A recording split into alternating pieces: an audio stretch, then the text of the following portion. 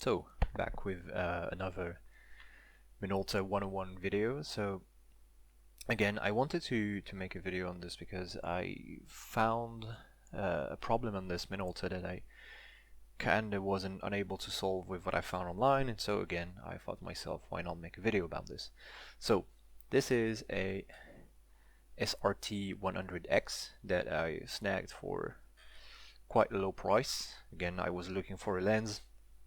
The camera came with it, and I thought to myself, well, it wasn't in that bad of a shape. Actually, there's some cat hair here. It's gone.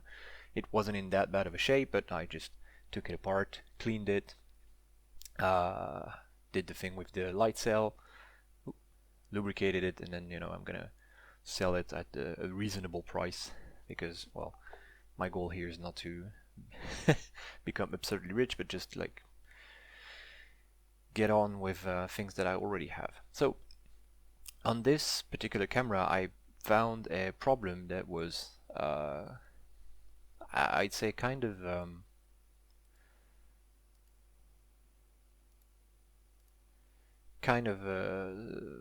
how do I say this, common on these models, is that the ring here at the front, hold on, I'll also preview of my camera. Okay, the ring at the front that measures the aperture, or sorry, the diaphragm, was kind of stiff and not really working. So took it apart, looked how it worked, and lo and behold, if you've never taken apart one of these before, something you kind of have to watch for is this pulley system here. So this entire thing to put so this is the linkage mechanism between the ISO setting. If I turn this, it's also going to move this. So you've got the ISO, you've got the shutter speed, sorry, and you've got the aperture here that also has an effect on this, which in turns move. Hold on, where's my tweezer? Moves this thing here, and while this moves, it also rotates this little damn you, autofocus on the screw you. How do I get this?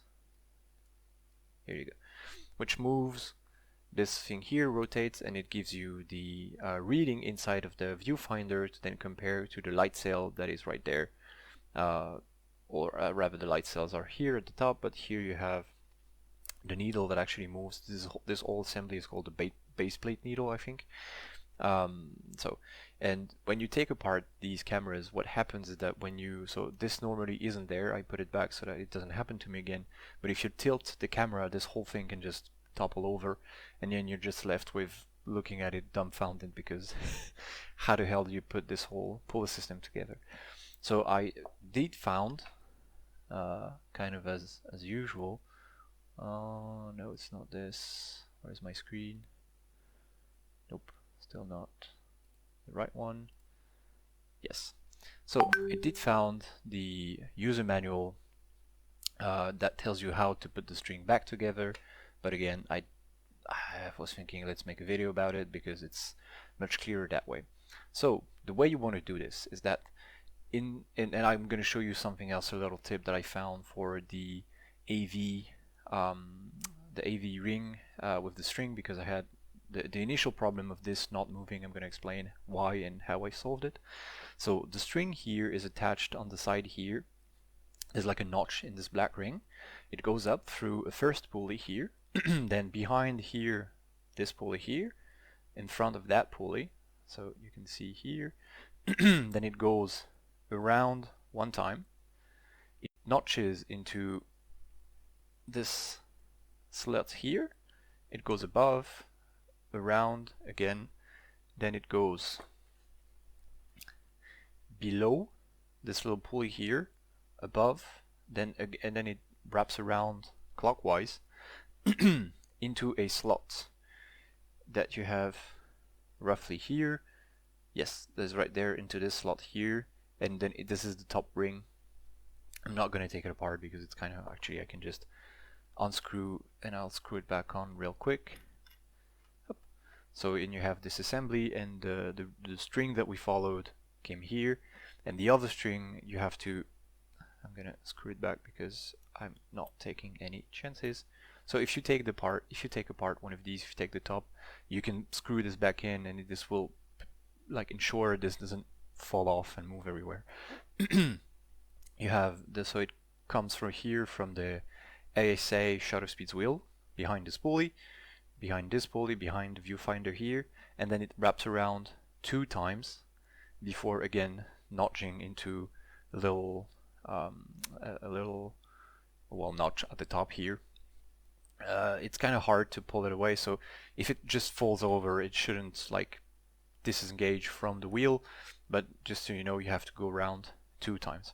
So but this whole thing you can figure out by reading the service manual if you're a little bit handy.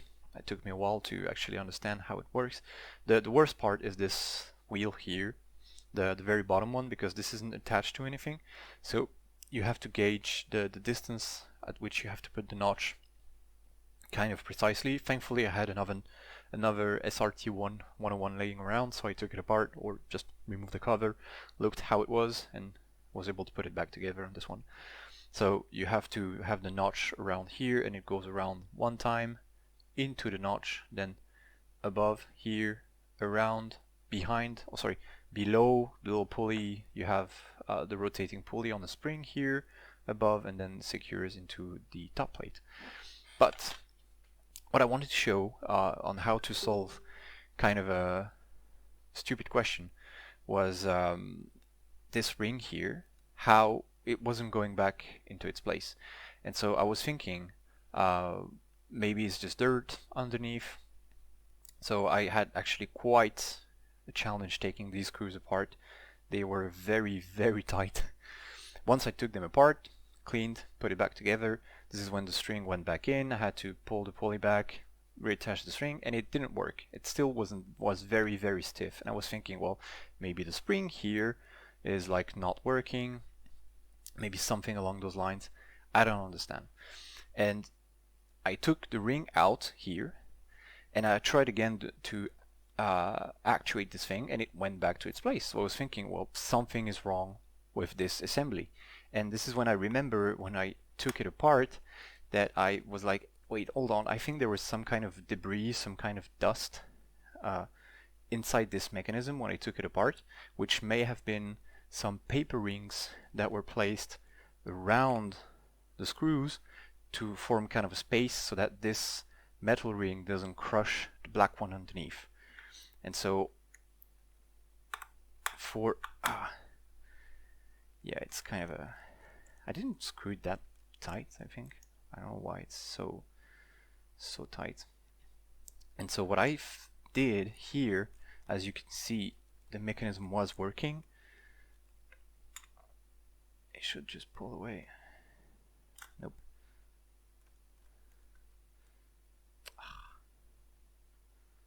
Here you go. I have a paper spacer that I cut myself out of a piece of paper. This is like cardboard paper. It's relatively thick compared to normal paper, but it's not cardboard. And when you put this little spacer in between, it gives enough space to the black ring to move around and not be crushed by the metal ring. Yeah, so it was a very, very quick video to just how to, if you ever have the aperture ring that is kind of stuck, doesn't want to go back to its place, you clean, it still doesn't really move, God forbid the pulley system goes back into the camera and you have to re-spool this whole thing. It's kind of it's not hard, it's just actually it kind of was, but it's also very much of a pain to re-spool this whole thing. But again, like, it's very, very dumb. If you don't have a spacer in between here, the metal ring is going to crush the aperture ring. It's not going to be able to move. You don't have to lube it up, I think. It's just that you need to give it that extra, like, 0.5 millimeter of space so that it can move around. Sounds dumb when you say it like this, but it took me like an hour to figure out. So yeah, there you go.